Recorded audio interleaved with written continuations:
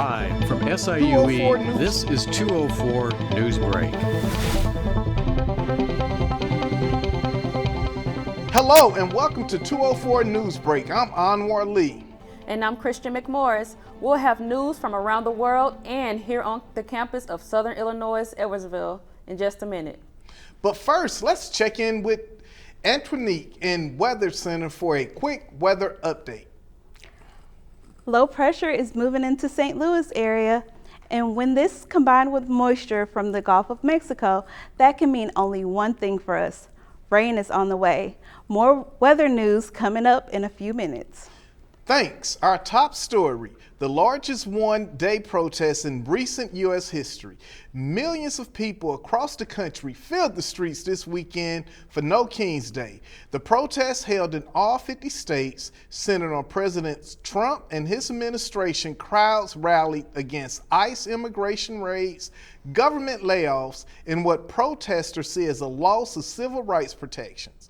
President Trump dismissed the event as a work of the left-wing radicals.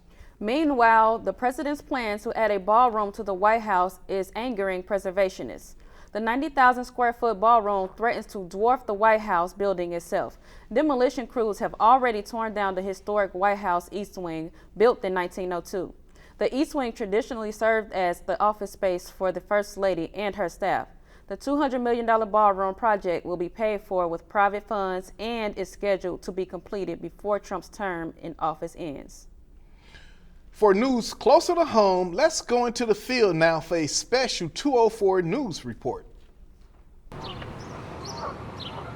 It's not unusual to see wildlife on campus, but lately, SIUE has become host to an entire flock of Canada geese. This is no new development for SIUE. The geese have likely been nesting here since before there was a university, with SIUE even proposing a plan to exterminate the geese in 2013, which ultimately went nowhere. Even then, the geese still pose a problem for students and staff. This particular species is known for their aggressive, territorial behavior and will often hiss at or even chase passerbys. Overall, student opinion seems generally neutral towards the geese. You know, they're in the way sometimes, but I've never been attacked, so. Some students, however, have a more positive opinion. I think they're interesting. Sometimes they're kind of funny. They wander around a lot. They like to yell at people. I've never personally seen any of them like attack anybody or anything like that, but I don't have any problems with them. Canadian geese don't migrate south until the early fall, so it looks like we'll be sharing campus with them for quite some time. As with any wildlife, students are encouraged to keep themselves at a safe distance. This has been Nick Skeim reporting for MC204. This week, thieves armed with power tools stole priceless jewels from France's most famous art museum, the Louvre. Police are investigating the brazen daytime heist, which targeted France's historic crown jewels. After threatening guards, the thieves cut into two glass displays and made off with the loot in just 4 minutes. Police say the robbers got away on scooters. Closer to home, SIU Edwardsville Chancellor James Minor will keep his job through 2029 after the Board of Trustees voted to extend his contract. The new agreement raises Minor's base salary to $378,000, an increase of about 11%. Some on campus have voiced concerns about Minor's leadership and recent actions as chancellor. Minor did not comment on the board's decision to extend his contract. Still ahead, a look at the weather. The long-range forecast may surprise you when 204 News Breaks continues.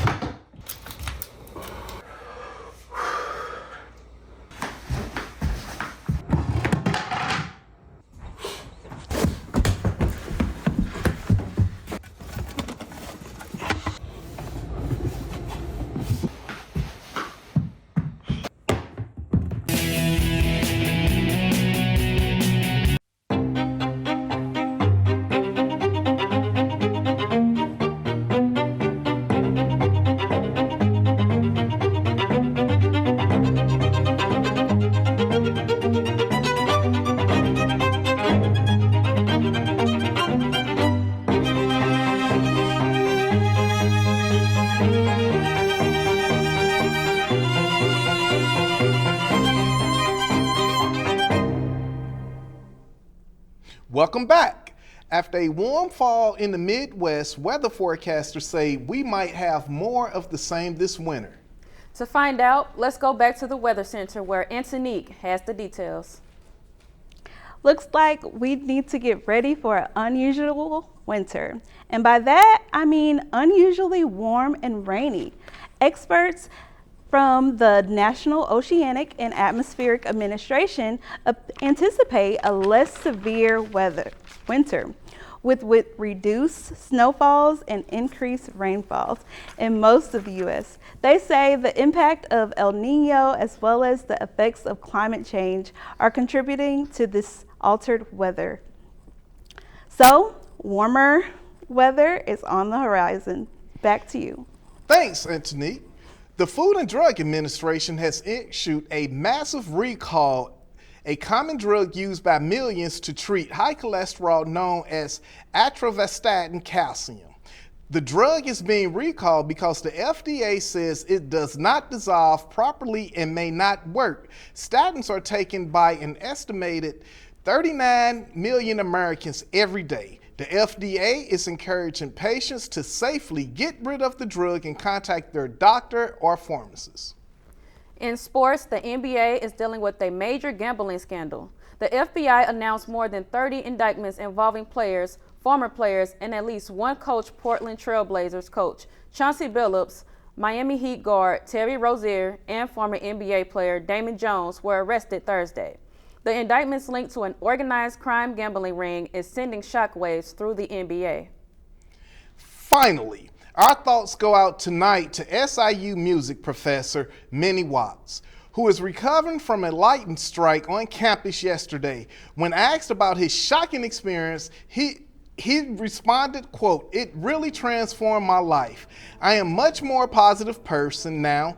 Manny told reporters he plans to take charge of his life and shed light on the dangers of playing the trombone in thunderstorms.